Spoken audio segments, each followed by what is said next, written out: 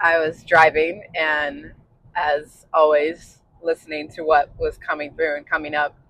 And I was thinking of the power of our words and the power of the stories that we tell.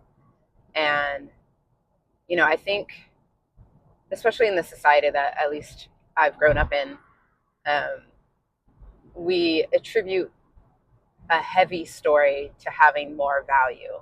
Like if a story, the heavier the story, the more value, aka the more attention, aka the more care we are to receive. And I just don't think that's true.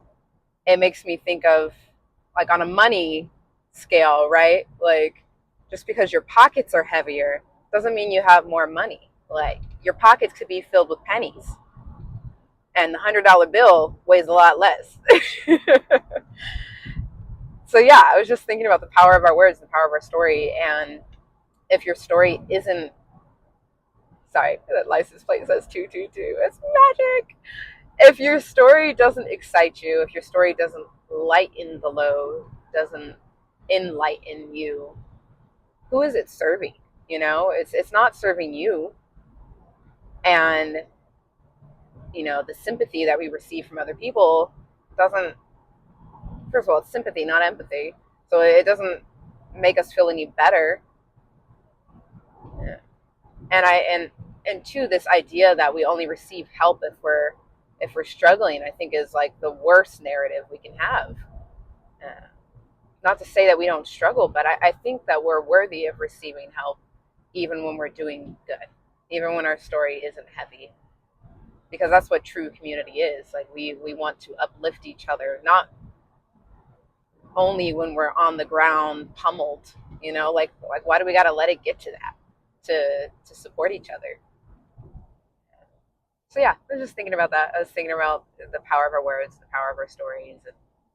And if your story isn't serving you, then it doesn't have value to you, which at the end of the day is all that matters. It doesn't matter the value that it has to other people. It matters the value that it has to you, because you're the one who's got to carry that shit. And if your story is hella heavy, you're going to go a lot slower. You're going to be a lot more achy. Everything's going to be more painful. You might hurt your back. It's like, my favorite song growing up was always Bag Lady by Erykah Badu. And I finally get it. I thought I did when I was little. I didn't get it. I didn't get it yet. I was going to get it though. And I get it now. Like that, those bags being heavy don't do you any service, you know. And you looking like you're strong because you can carry it don't help other people, because then they emulate you and they think that their story and their bags got to be heavy too, to be worthy of community and worthy of love and worthy of support. So yeah, that's it. I'm wearing my great grandma's hat right now, so I think she was speaking. She was whispering in my ear. I love y'all. Bye.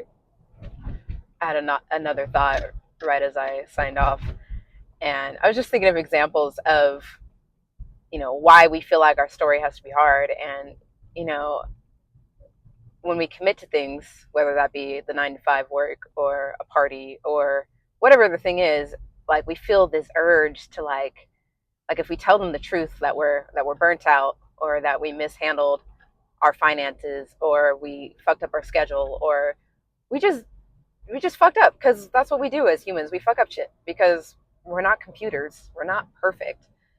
Um, I don't know if you've experienced, but I know I have, where I felt like I had to, I needed a better story. Like, I needed a sobbier story, a heavier story, a more fucked up situation to justify why I had to cancel something or couldn't go to an event. Or, like, instead of just being like, I'm tired, maybe I'm just tired. I don't know why I'm tired either. I got 8 hours of sleep. I'm just tired. Like, there's no room for mistakes in the way that we live currently, because everyone's got their mask on, and wearing the mask ain't helping each other. You know, taking the mask off is what helps each other. And you give permission to the next person when you move without your mask on, without your face perfectly beat, when you show up crusty, when you show that you're human. Yeah, I think about my favorite card in tarot is the Tower card. And it's not just because I'm a Scorpio. Uh, it's my favorite card because it means change is here, change is on the way. And you can either embody the story of change being this destruction of your life, the death of your life, which it is the death of your life, and it could be the destruction of your life.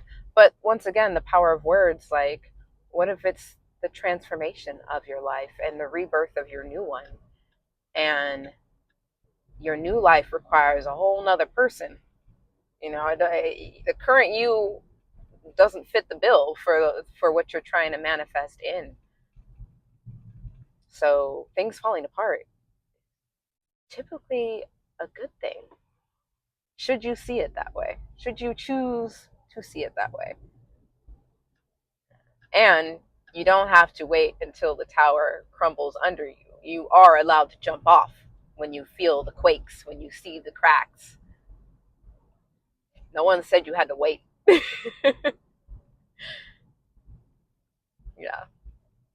There's a lot of change in my life right now, and I'm so here for it right now. I don't know where I'm going, where I'm going to land, but I'm so excited because every time I jump, I land somewhere I could have never dreamed of being and would have never landed had I not jumped. Yeah, that's it. I'm done now. I'm gonna go home and exercise, do some calisthenics.